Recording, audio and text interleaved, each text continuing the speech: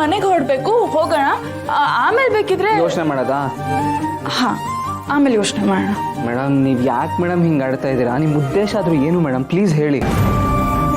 ಅಲ್ಲ, ಇವತ್ತು ಸಡನ್ನಾಗಿ ಹೊರಡೋಣ ಅಂತ ಏನಕ್ಕೆ ಹೇಳಿದ್ರಿ? ಅದೇ ಸುಬ್ಬು ಹೇಳದ್ನಲ್ಲ, ಅಪ್ಪನೇ ನನಗೆ ನಾನು ಅವ್ರ ಮಗಳಲ್ಲ ಅಂತ ಹೇಳಿದ್ದಾರೆ. ಅಂಥದ್ರಲ್ಲಿ ನಾನು ಈ ಮನೇಲಿ ಹೆಂಗಿರ್ಲಿ ಸುಬ್ಬು? ಅವತ್ತೇ ನನಗೆ ತುಂಬ ನೋವಾಗಿತ್ತು. ಅವತ್ತೇ ನಾನು ಈ ಮನೆಯಿಂದ ಹೊರಡೋಣ ಅಂತ ಅನ್ಕೋತಾ ಇದ್ದೆ. ಆದರೆ ಅಜ್ಜಿ ನನ್ನ ತಡೆದ್ಬಿಟ್ರು. ಆದರೂ ಒಂದು ರೀತಿ ಅಜ್ಜಿ ತಡೆದಿದ್ದು ಒಳ್ಳೇದೇ ಆಯಿತು. ಸದ್ಯ ನೀನು ಅಪ್ಪ ಒಂದಾದ್ರಲ್ಲ, ಅದೇ ತಾನೇ ನಿಮಗೂ ಬೇಕಾಗಿದ್ದು. ನಿಮ್ಮಿಂದಾಗಿ ಯಜಮಾನ್ರು ನನ್ನ ಹತ್ರ ಮಾತಾಡ್ತಲ್ಲ, ನಿಮ್ಮಿಂದಾಗಿ ಯಜಮಾನ್ರು ನನ್ನ ಮೇಲೆ ಕೋಪ ಮಾಡ್ಕೊಂಡಿದ್ದಾರೆ, ನಿಮ್ಮಿಂದಾಗಿ ಯಜಮಾನ್ರು ನನ್ನ ನಂಬಿಕೆ ದ್ರೋಹಿ ಅನ್ಕೋತಾ ಇದ್ದಾರೆ ಅಂತೆಲ್ಲ ಹೇಳ್ತಾ ಇದ್ದೆ. ಹೇಳಿ ಹೇಳಿ ಹೇಳಿ ನೀನು ನನ್ನ ಕಿವಿಯಲ್ಲಿ ರಕ್ತ ಬರ್ಸ್ಬಿಟ್ಟಿದ್ದೆ. ಆದ್ರೆ ಇನ್ಮೇಲೆ ಈ ರೀತಿ ಅಪ್ಪದೆಲ್ಲ ಹೊಡ್ಸೋ ಹಾಗಿಲ್ಲ, ಆಯ್ತಾ? ಮೇಡಮ್, ನೀನು ನನ್ನ ಅರ್ಥನೇ ಮಾಡ್ಕೋತಾ ಇಲ್ಲ ಮೇಡಮ್. ಇಷ್ಟು ದಿನ ಯಜಮಾನ್ರು ನನಗೆ ಬೈತಾ ಇದ್ರು, ಬೈಸ್ಕೋತಾ ಇದ್ದೆ. ಆದರೆ ಇವಾಗ ಫುಲ್ಲು ನಂಬಿಕೆ ಇಟ್ಟಿದ್ದಾರೆ ನನ್ನ ಮೇಲೆ. ಆ ನಂಬಿಕೆಗೆ ನಾನು ಅರ್ಹನ ಇಲ್ವಾ ಅಂತಲೂ ಗೊತ್ತಾಗ್ತಾ ಇಲ್ಲ. ಆಯ್ತಪ್ಪ ಮಹಾನುಭಾವ, ಮೊದಲು ಈ ರೀತಿ ತಲೆ ಕೆಡಿಸ್ಕೊಡೋದನ್ನ ಬಿಡು ಸುಬ್ಬು. ಅದೇನೋ ಹೇಳ್ತಾರಲ್ಲ, ತೀರ್ಥ ಅಂದ್ರೆ ಶೀತ, ಆರ್ತಿ ಅಂದ್ರೆ ಉಷ್ಣ ಅಂತ. ಆ ಥರ ಆಯ್ತು ನಿನ್ ಕತೆ. ಅಲ್ಲ ಸುಬ್ಬು, ದೇವ್ರು ಎಷ್ಟು ಒಳ್ಳೆ ವರ ಕೊಟ್ಟಿದ್ದಾನೆ ನಿನಗೆ. ನಿನ್ ಪಾಲಿನ ದೇವ್ರು ನಿನ್ ಹತ್ರ ಈಗ ಮೊದಲಿನ ತರ ಮಾತಾಡ್ತಾ ಇದ್ದಾರೆ. ಅದನ್ನ ಎಂಜಾಯ್ ಮಾಡು ಸುಬ್ಬು.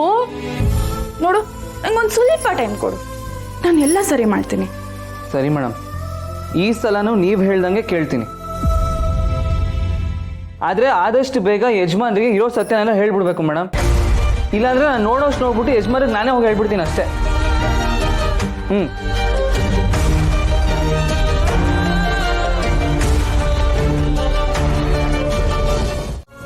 ಇದು ನನ್ನ ಮಗಳ ತಾಳಿನೇ. ನಿನ್ ತಾಯಿ ತಾಳಿನೇ ಶ್ರಾವಣಿ, ಇದು ನಿನ್ ತಾಯಿ ತಾಳಿನೇ. ಪೂಜಿಸಲು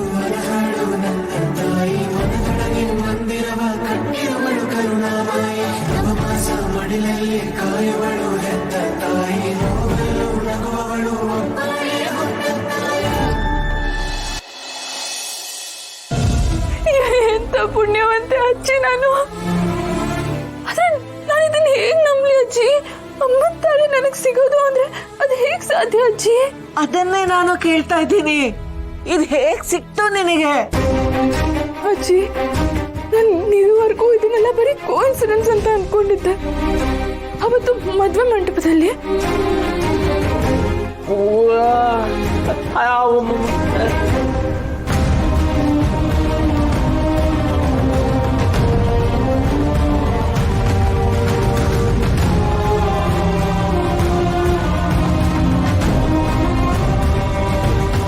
ಅಲ್ಲ, ಅವನ್ ಯಾರು ಅಂತಾನೆ ನಿನಗೆ ಗೊತ್ತಿಲ್ವಾ? ನೆನಪಿಸ್ಕೋ, ಯಾವಾಗ್ಲಾದ್ರೂ ನೀವು ಅವನನ್ನ ಮೊದಲು ನೋಡಿದ್ಯಾ ಅಂತ? ಇಲ್ಲ ಅಜ್ಜಿ, ಇದಕ್ಕೂ ಮುಂಚೆ ನಾನು ಆ ವ್ಯಕ್ತಿಯನ್ನು ನೋಡಿದ ನೆನಪೇ ಇಲ್ಲ ನನಗೆ. ಆದ್ರೆ ನನ್ನ ಪಾಲಿಗೆ ಅವರು ದೇವರಾಗಿ ಬಂದಿದ್ರು ಅಂತ ನನಗೆ ಇವತ್ತೇ ಗೊತ್ತಾಗ್ತಿರೋದು. ವಿಧಿ ಆಟ ಅನ್ನೋ ಹಾಗೆ ಸರಿಯಾದ ಸಮಯಕ್ಕೆ ಈ ತಾಳಿ ನನ್ನ ಕೈಗೆ ಸಿಕ್ತು ಅಂತ ಅನ್ಕೊಂಡಿದ್ದೆ. ಆದ್ರೆ ಈಗ ನೀನ್ ಈ ತಾಳಿ ಅಮ್ಮಂದು ಅಂತ ಹೇಳ್ತಾ ಇದೀಯ. ಇದು ಹೇಗಜ್ಜಿ? ಈಗ ಏನ್ ನಡೀತಾ ಇದೆ ಅಜ್ಜಿ? ನನ್ಗೊಂದು ಗೊತ್ತಾಗ್ತಾ ಇಲ್ಲ. ಇದೆಲ್ಲ ದೈವ ಸಂಕಲ್ಪ. ದೇವರಿಚ್ಛೆ ಏನಿತ್ತೋ ಅದೇ ಆಗ್ತಿದೆ. ಕೆಲವು ಸಂದರ್ಭಗಳಿಗೆ, ಕೆಲವು ಘಟನೆಗಳಿಗೆ ಕಾರಣನೇ ತಿಳಿಯೋದಿಲ್ಲ. ಏನೆಲ್ಲ ಆಗಿದೆ ಅಂತ ಆ ಭಗವಂತನಿಗೆ ಮಾತ್ರ ಗೊತ್ತಿರುತ್ತೆ. ನಾನು ಮತ್ತೆ ನನ್ನ ಮಗಳ ತಾಳಿ ನೋಡ್ತಾ ಇದ್ದೀನಿ.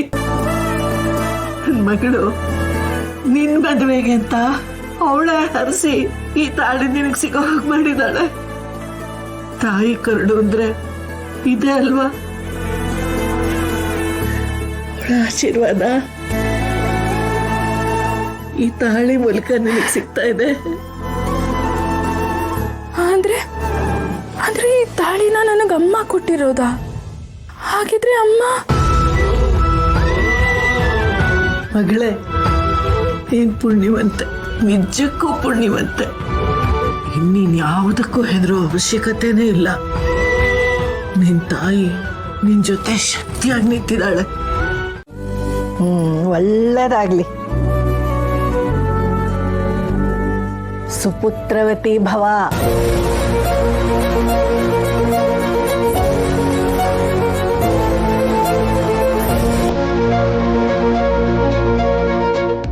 ಏನು ಏನು ಹಾಗೆ ಮುಖ ನೋಡ್ಕೊತಾ ಇದ್ದೀರಾ? ಮದುವೆ ಆಗಿ ಎಷ್ಟು ತಿಂಗಳಾಯ್ತು? ಇನ್ನು ನಿಮ್ಗೆ ನನಗೊಂದು ಸಿಹಿ ಸುದ್ದಿ ಕೊಡ್ಬೇಕು ಅಂತ ಅನ್ನಿಸ್ತಿಲ್ವಾ?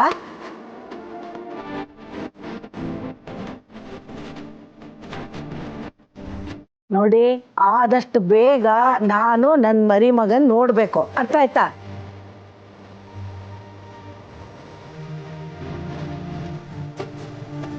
ಆದಷ್ಟು ಬೇಗ ಅದು ಹಾಗೇ ಆಗುತ್ತೆ ಅಮ್ಮ. ನಾವು ಎಲ್ಲರೂ ಕೂಡ ಈ ದೊಡ್ಡ ಮನೆಯಲ್ಲಿ ಪುಟ್ಟ ಕಂದಮ್ಮನಿಗೋಸ್ಕರನೇ ಕಾಯ್ತಾ ಇದ್ದೀವಿ.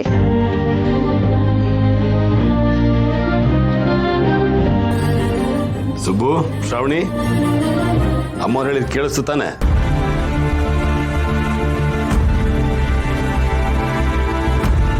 ಸುಬ್ಬು, ಕ್ಯಾಬ್ ರೆಡಿ ಇದೆ, ಹೊರಡನ್ವಾ?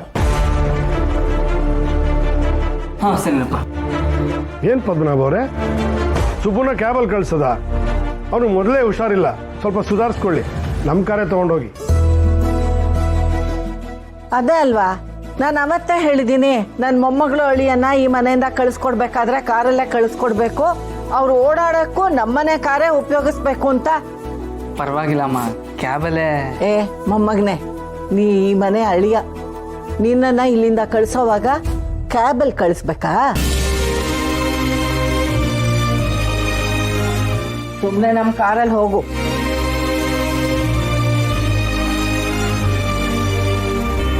ಸುಬ್ಬು, ನಾಳೆನೇ ನೀನು ಕೆಲ್ಸಕ್ಕೆ ಬರಬೇಕು ಅಂತ ಏನಿಲ್ಲ, ನಿನ್ನ ಆರೋಗ್ಯ ಮುಖ್ಯ. ಸ್ವಲ್ಪ ಸುಧಾರಿಸ್ಕೊಂಡು ಸರಿ ಹೋದ ಮೇಲೆ ಬಾ. ಹೌದು ಸುಬ್ಬು, ಶತ್ರುಗಳು ಎಲ್ಲಿರ್ತಾರೆ ಅಂತ ಹೇಳಕ್ಕಾಗಲ್ಲ, ಯಾವುದಕ್ಕೂ ಹುಷಾರಾಗಿರು.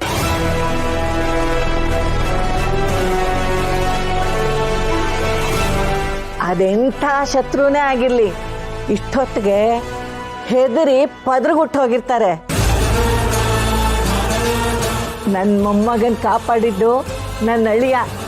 ಇನ್ ಮುಂದೆ ಅವನನ್ನು ಮುಟ್ಟಕ್ಕೂ ಯಾರಾದ್ರೂ ಹಿಂದೆ ಮುಂದೆ ನೋಡ್ಬೇಕು.